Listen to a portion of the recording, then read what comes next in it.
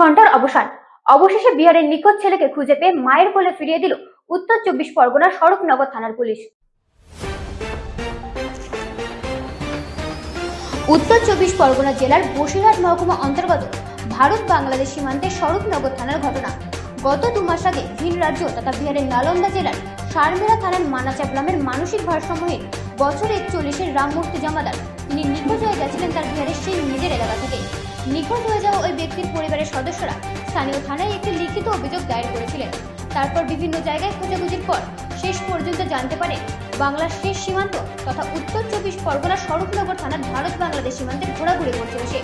পুলিশকে খবর দিলে স্বরূপনগর থানার পুলিশ আধিকারিক প্রতাপ মোদকের নেতৃত্বে একদল পুলিশ গিয়ে তাকে থানায় নিয়ে আসে। তারপর তাকে সুস্থ ও স্বাভাবিক করে তোলে। পাশাপাশি খাওয়া দাওয়া ও নতুন বস্ত্র পরে তার বাড়ির ঠিকানা জানার চেষ্টা করে। এমনকি বিহারের সমস্ত থানায় ওই ব্যক্তির নাম ও পরিচয় দিয়ে ছবি সোশ্যাল মিডিয়ায় পোস্ট করে। এরপর মা ধনমন্তী দেবী ও ভাই ধীরেজ কুমার জানতে পারে তাদের একমাত্র দাদা রামমূর্তি সে একেবারে স্বরূপনগর সীমান্তে ঘোরাঘোরা করছে। তখন বিহারের সারমিরা থানার সঙ্গে যোগাযোগ করে তারপর তারা পশ্চিম বাংলার স্বরূপনগর থানার বাংলার পুলিশ আধিকারিকের সঙ্গে পুরো বিষয়টা জানান। তারপর উপযুক্ত নথি স্বরূপনগর থানাকে পাঠান। পাশাপাশি নিখোঁজ ওই ব্যক্তির মা এবং ভাই উপযুক্ত নথি দিয়ে স্বরূপনগর থানায় আজ আসেন। সবকিছু খতিয়ে দেখে তাদের হারানো ওই ছেলেকে মায়ের হাতে তুলে দেন।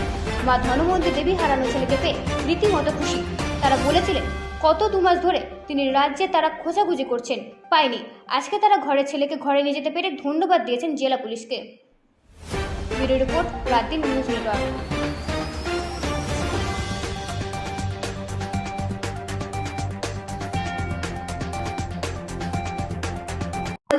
আপনারা ইতিমধ্যে দেখেছেন গোটা রাজ্য জুড়ে এসআইআর করতে গিয়ে সাধারণ কৃষক, ক্ষেতমজুর, শ্রমজীবী মানুষকে সাংঘাতিকভাবে বিপদের মধ্যে ফেলা হয়েছে।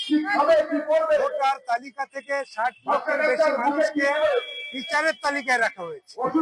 8 লক্ষের বেশি মানুষকে আজকে তারা বাদ দিয়ে দিচ্ছে, অথচ তারা এখানকার স্থায়ী বাসিন্দা, দীর্ঘদিন ধরে বসবাস করে, দীর্ঘদিন ধরে ভোট দেন, নানান রাজনৈতিক দলের কর্মী, তাদের নামও বিচারের তালিকায় থাকছে।